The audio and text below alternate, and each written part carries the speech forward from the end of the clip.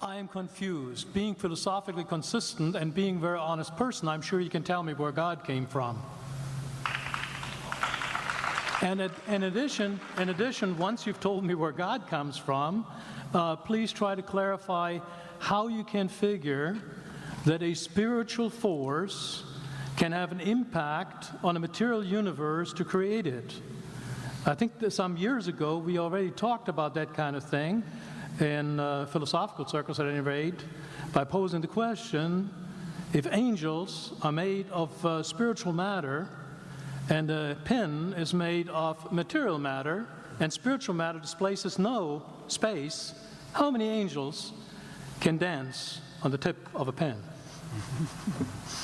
I have a sense of sort of reversal experience here, but please do, go ahead. You got 5 minutes. Now, I just want to know which question. That's all right. You may take the rest of the minutes. We're supposed to do one question at a time. Which one would you like? That was part of the format for the debate. So which question? I want you to fill in the story of the rest of the beginning of the universe.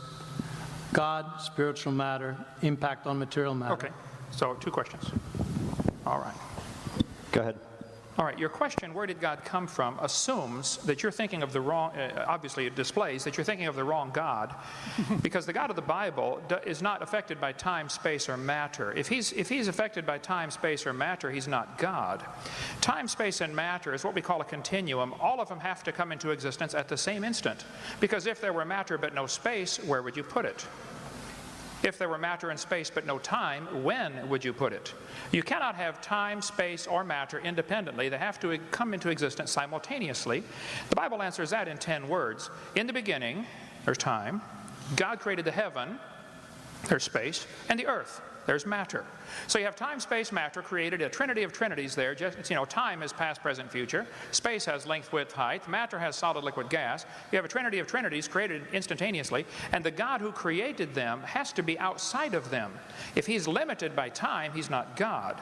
The guy who created this computer is not in the computer. He's not running around in there changing the numbers on the screen, okay? The God who created this universe is outside of the universe. He's above it, beyond it, in it, through it. He's unaffected by it. So the concept that a spiritual force cannot have any effect on a material body, well then I guess you'd have to explain to me things like emotions and love and hatred and envy and jealousy and rationality.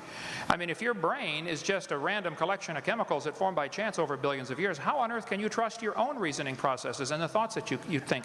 Okay, so your question, where did God come from, is assuming a limited God.